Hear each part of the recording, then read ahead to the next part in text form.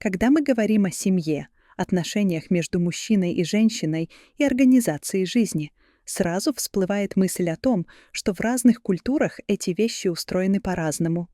Если внимательно посмотреть на мусульманские общества и сравнить с большинством христианских стран, можно заметить интересные различия.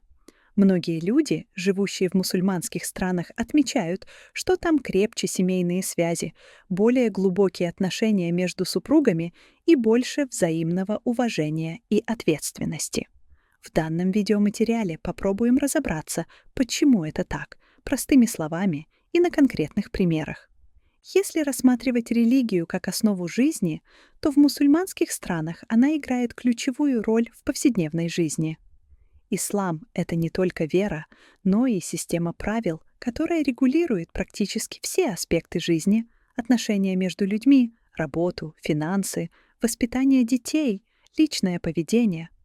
Например, в исламе есть четкие правила для мужа и жены.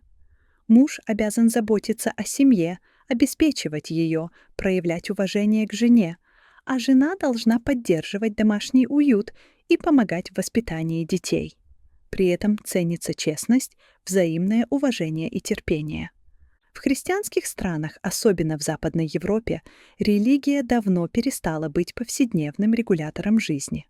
Многие люди живут скорее по законам общества, а не по религиозным правилам. Это делает отношения более гибкими, но и более подверженными разрыву при трудностях. В сфере структуры и организации семьи в мусульманских странах ячейка общества — это не просто бытовая единица, а крепкий социальный институт. Здесь чаще живут несколько поколений вместе, старшие помогают воспитывать детей, а молодежь учится уважению и ответственности. К примеру, в Турции или Египте нередко дети остаются с родителями до брака, а затем создают семью, но при этом поддерживают тесную связь с роднёй. Такое взаимодействие формирует чувство ответственности, взаимопомощи и уважения к старшим. В христианских странах, особенно в городах Европы и США, молодежь рано переезжает, живет отдельно и строит семью позже. Это дает независимость, но иногда приводит к тому, что люди меньше учатся выстраивать долгие и терпеливые отношения. Если сравнивать воспитание детей и ценности, то мусульманские семьи часто уделяют большое внимание духовным и моральным ценностям. Дети с раннего возраста учатся заботе о семье, уважению к родителям и старшим, терпению и дисциплине. Например, в Саудовской Аравии или Марокко ребенок с детства видит, как родители вместе решают вопросы, поддерживают друг друга, заботятся о родственниках. Это формирует внутреннее чувство ответственности и уважения к браку. В христианских странах воспитание часто делает упор на индивидуальность и самостоятельность. Ребенок учится быть независимым, что полезно, но иногда приводит к снижению понимания, что отношения требуют жертвенности и терпения. Межполовые отношения мужчины и женщины в мусульманской культуре четко распределены роли, но при этом они взаимодополняющие. Мужчина — это защитник и кормилец, а женщина — это хранительница семейного очага. Это создает стабильность, каждый знает свои обязанности и уважает труд другого. К примеру, в семьях Ирана или Пакистана мужчина часто занимается финансовой стороной жизни, а женщина — воспитанием детей и заботой о доме. Но это не мешает женщинам получать образование или работать. Главное — это понимание и согласование ролей. В христианских странах роли часто менее определены. С одной стороны, это дает свободу выбора, но с другой — может приводить к конфликтам из-за недопонимания или разной степени ответственности в семье. Если рассматривать традиции и социальное давление, то в мусульманских странах традиции и общественное мнение сильно влияют на отношения. Развод встречается реже, потому что это не только личный выбор, но и социальная ответственность. Люди знают, что семья — это не только личное счастье, но и долг перед родными и обществом. Например, в Индонезии или Малайзии разрыв брака считается серьезным событием, и люди стараются решить проблемы через консультации, поддержку старших или религиозных лидеров. В странах Западной Европы и Америки развод — это обычное явление. В воспринимается как естественный способ решения проблем.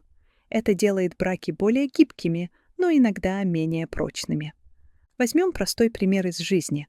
Молодая пара в Египте готовится к свадьбе. Они заранее обсуждают обязанности, финансовые вопросы, воспитание будущих детей. Родители помогают им, советуют, но не навязывают.